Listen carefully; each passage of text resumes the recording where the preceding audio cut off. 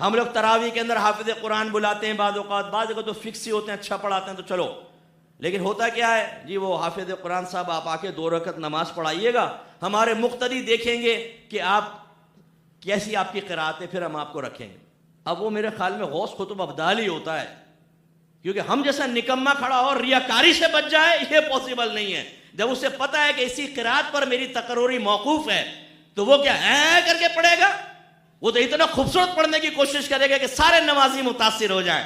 और आखिर में जब कमेटी कहती है हाँ भाई क्या कहते हैं आप, हाजी साहब तो बड़े खुश हुए हैं कमेटी के हेड, तो आपने कहा नहीं जी मैंने भी टाइम नोट किया है, इतने मिनट में खत्म की है और 20 रकत इतने मिनट में, वेरी गुड।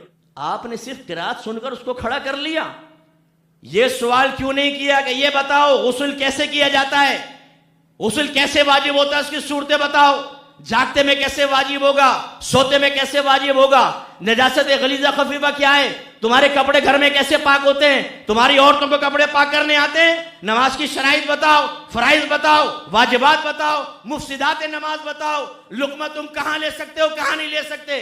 कोई हाफिज आप नाराज ना हो, मैं किसी पर अटैक नहीं कर रहा, लेकिन हाफिज कहता है सामने मेरा होगा। वो क्यों होगा, मुकमुका। वो कहता है खबरदार जो तूने मेरी गलती निकाली थोड़ा सा पैसे दे दूंगा। इसीलिए कभी आप देखेंगे जब वो नमाज खत्म होती है ना रकत तरावी के अंदर, तो पीछे वाला जमूरा उसे कान में कुछ कहता है, कहता है ठीक है। वो बाद वक़्त हम पर इंकिशाफ हुआ कि जी वो बताता है आपने ये एक आयत का हिस्सा छोड़ दिया। वो कहता है खामोश, पर्दा रख, मेरा पर्दा रख, अल्लाह तेरा पर्दा रखेगा, लोगों को पता ना चले। एक दफ़ा मुझे एक कमेटी ने कह दिया मुफ्ती साहब, मुझसे मैं मुफ्ती भी नहीं था मादरत, वो वैसी मैं माहौल में आ चुका था दीनी माहौल में।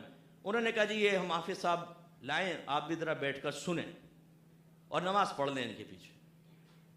मैंने कहा अगर मुझे बिठाना है ना भाईजान, क़िराअत तुम सुनो, बाकी सवाल मैं करूँगा। मेरी नमाजों का जामिन ये शख्स है, इसलिए मैं अपनी नमाज इसके पीछे उस वक्त पढ़ूंगा जब मैं मुतमईन हो जाऊंगा। इसलिए मैं गुजारिश करता हूं अगर कोई कमेटी वाले बैठे हैं आप लोग अपने हाफिज कुरान को सामने बिठाएं, और अगर मुझ तालिब इल्म को बुलाना चाहे मुझे बुला ले, मैं क्वेश्चन कर लेता हूं उससे। जब तक हम मुतमईन नहीं होंगे वो हमारे मुसल्ले पे खड़ा नहीं हो सकता।